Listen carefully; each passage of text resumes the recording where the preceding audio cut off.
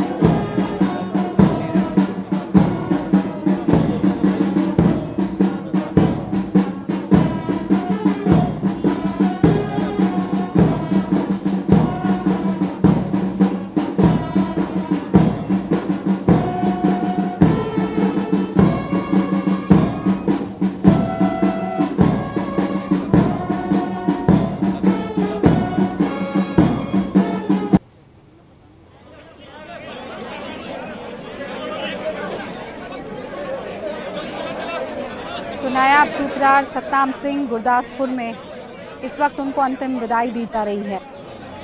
ये तस्वीरें बहुत कुछ कहती हैं और अब बहुत से सवाल भी जहन में आने लगे हैं कि पाकिस्तान को अपनाना चाहिए, क्योंकि सरकार जो अस्पताल विभाग है उनको साफ तौर पर निर्देश दे दिए हैं कि देखिए, चीनी उपकरण अगर आप इस्तेमाल कर रहे हैं तो फौरन तत्काल प्रभाव से उन पर रोक लगा दीजिए। रेलवे के जो ठेके हैं उनको भी रद्द कर दिया गया है, इसलिए क्योंकि आगे ये तस्वीर देखने को ना मिले जो गुरदासपुर से अभी आपको दिख रही है।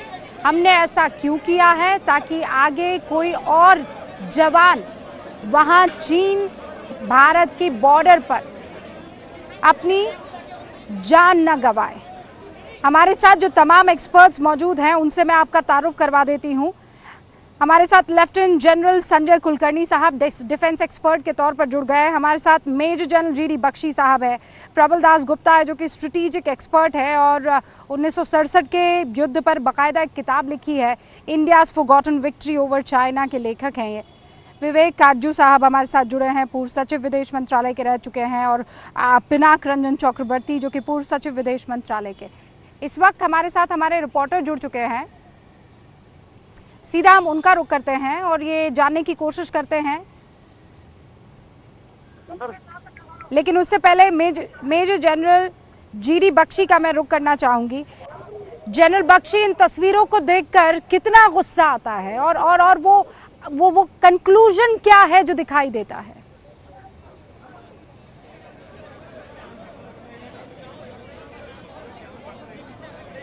गगनदीप मेरे सहयोगी इस वक्त हमारे साथ जुड़ चुके हैं, जरा उनका रुख करते हैं। गगनदीप,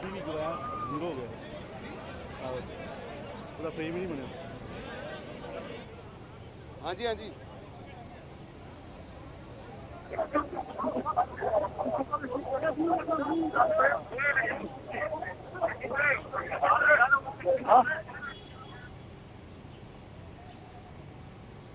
गगनदीप से हमारा संपर्क नहीं हो पा रहा है। संजय कुलकर्णी मेरे सहयोगी जुड़ चुके हैं, जरा उनका रुख करते हैं। संजय कुलकर्णी, उन तस्वीरों को बयां कीजिए।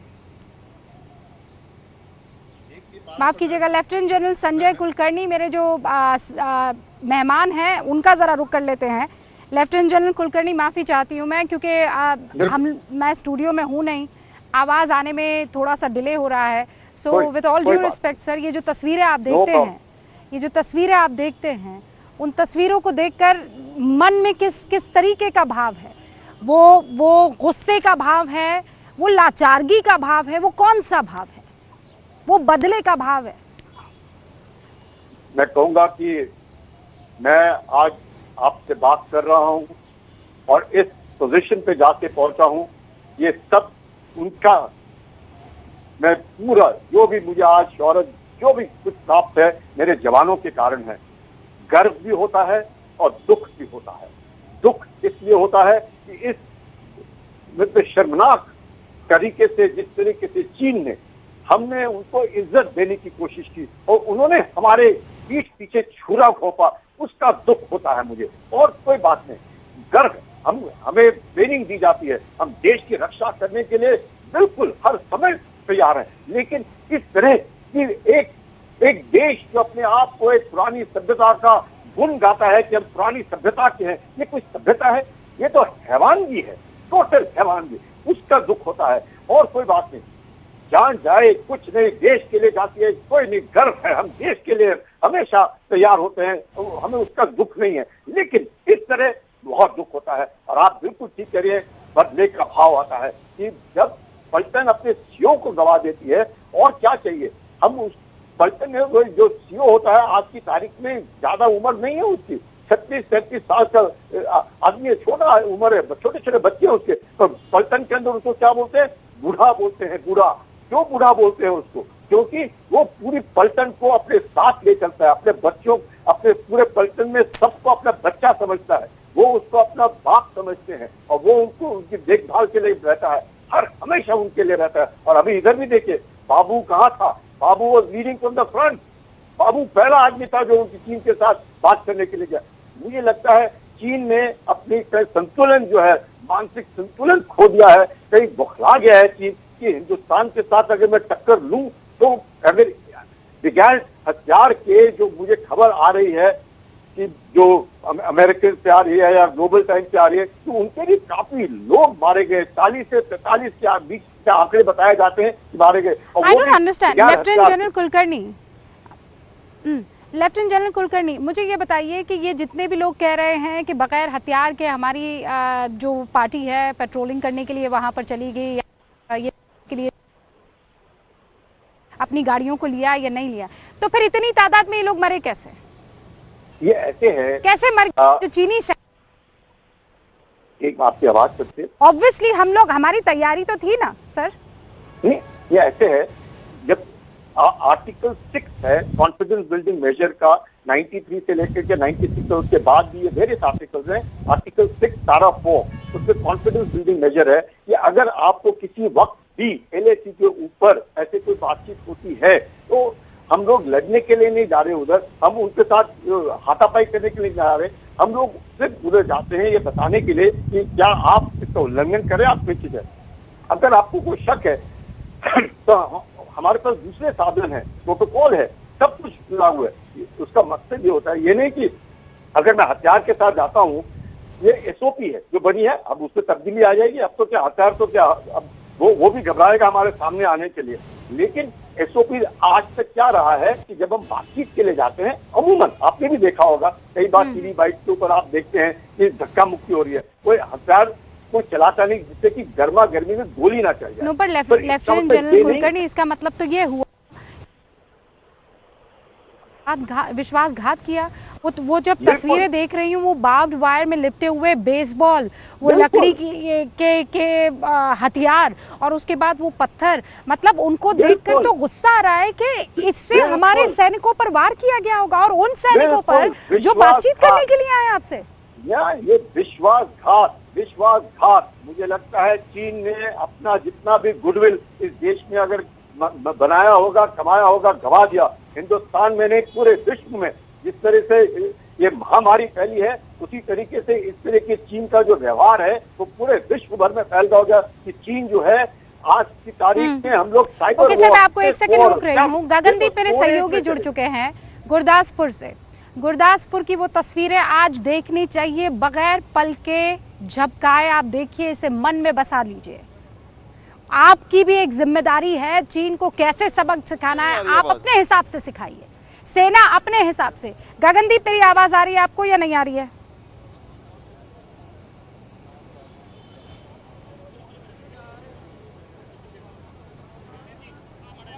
गगनदीप,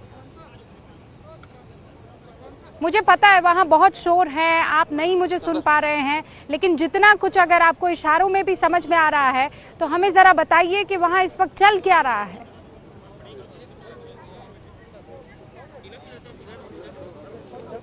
देखिए रूपका, जहाँ पे अभी अंतिम संस्कार, डेड बॉडी है जो शहीद की, अभी कुछ समय पहले ही जहाँ पे लाया गया है और अब प्रशासन की तरफ से यहाँ पे अंतिम संस्कार की प्रोसेस शुरू कर दी गई है। पंजाब सरकार के जो अधिकारी हैं यहाँ पे, वो भी यहाँ पे पहुंचे हुए हैं और परिवार में जो है, सुबह हमारी जो बात हुई थी, परिवार ने कहा था कि देश के लिए जो सतराम सिंह ने शहादत दी है उस पर गर्व है, लेकिन मातम छाया हुआ है परिवार में, लोगों में गुस्सा भी है चाइना के खिलाफ, क्योंकि पंजाब के 4 जवान शहीद हुए हैं देश की रक्षा करते हुए, 20 जवान देश के शहीद हुए हैं। तो अभी यहाँ से श्रद्धांजलि दी जाएगी, जहाँ पे तो बड़ी संख्या में लोग जो आसपास के गांव से जहाँ पे पहुंचे हुए हैं शहीद सतनाम सिंह को। गुरदासपुर से उनका गांव तकरीबन 20 किलोमीटर दूर है और जहाँ पे आते आते उनको तकरीबन 2 घंटे लगे, क्योंकि रास्ते में लोगों ने फूलों की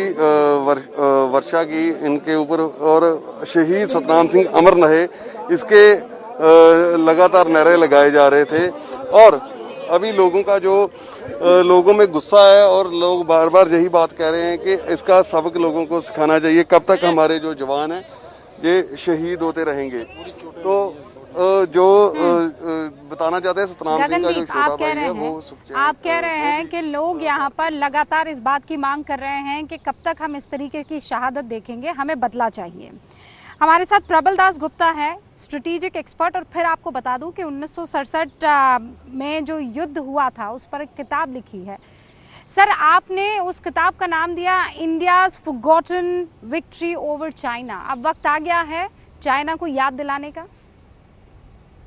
जी, अभी आप अपने जी अभी आप आपने इस किताब का जिक्र किया और 1967 की लड़ाई का जिक्र किया, और 1967 की लड़ाई का असर जो हुआ वो ये था कि 1971 में चीनी फौजी पाकिस्तान के मदद में बांग्लादेश में नहीं आए और उसके बाद में 53 साल बीत गए हैं और ये पहली बार, बीच में 1975 में 4 लोग हमारे मारे गए थे एम्बुश में, लेकिन इतनी बड़ी झड़प और इतने सारे लोग जो हताहत हुए हैं वो पहली बार हुआ है 1967 के बाद में। तो वो जो सीख चीन को दी गई थी जनरल सगत सिंह के अंडर में, वो एक ऐसा सीख था जिससे 53 साल तक पीस जो है लाई गई भारत और चीन के बीच। और पीस कई बार क्या होता है कि लड़ाई के द्वारा शांति लाई जा सकती है, और 1967 की लड़ाई में वो हमने देखा। और साइकोलॉजिकल जो एडवांटेज हमने गेन किया चीन के ऊपर वो अलग था।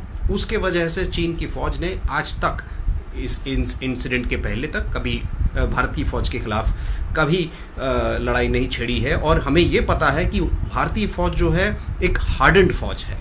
पिछले 50 सालों में पाकिस्तान के विरुद्ध 1971, 1999, फिर सियाचिन में 1984 और विभिन्न जगह काउंटर इंसर्जेंसी बोलिए, काउंटर टेररिज्म बोलिए, और अलग अलग जगह भारतीय फौज ने एक्सपीरियंस जो हासिल करी है वो एक बैटल हार्डन फौज के रूप में उभर आता है।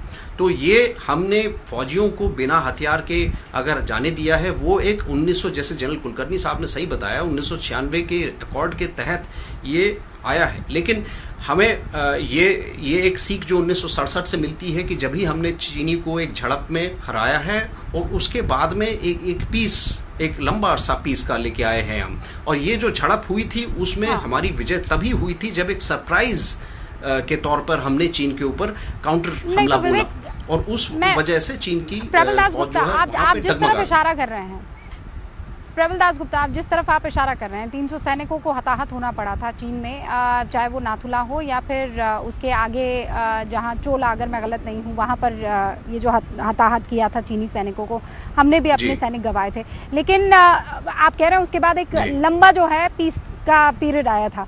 विवेक काटजू साहब, हमने वो सबक सिखा दिया है चीन को या अभी हमें सिखाना बाकी है? देखिए, सबक तो सिखाना है, लेकिन सबक का रंग रूप क्या होगा वो सरकार को फैसला करना, वो हम और आप फैसला नहीं कर सकते। प्रधानमंत्री ने आज देश को आश्वासन दिया है कि हमारे सैनिकों का बलिदान व्यर्थ नहीं जाए। ये संदेश जो है देश को बहुत बड़ा संदेश, एक आश्वासन है, मैं फिर कह रहा हूं एक आश्वासन। और अब प्रधानमंत्री और सरकार को सोचना पड़ेगा कि किस रूप में, किस प्रकार इस आश्वासन को वो पूरा करेंगे। आज का दिन हमारे लिए दुख का दिन, आज हमारे शहीदों की चिताएं जल रही, आज का दिन विवाद का दिन नहीं है, रंज का दिन है। आपने सही कहा, हम सबकी आंखें नम, लेकिन एक संकल्प भी है हम में, मुझे लगता है पूर्ण जनता में संकल्प है कि चीन की ये बर्बर जो हरकत हुई है उसके खिलाफ कुछ न कुछ तो हम कदम उठाएंगे। हमें अपनी जो नीतियां अभी तक रही हैं पर पुनर्विचार करना पड़ेगा। काटजू साहब, क्या मैं ये कह सकती हूँ कि वो शुरुआत हो गई है, और चाहे वो MTNL, चाहे वो रेलवे के ठेके हो, चाहे वो लोगों का गुस्सा जाहिर करके ये कहना हो कि नहीं भाई अब बहुत हुआ, हम चीन को फायदा नहीं पहुंचाएंगे, अपने हिसाब से ही सही, हम चाहे ऐप डिलीट कर दे, चाहे मेड इन चाइना ना खरीदे,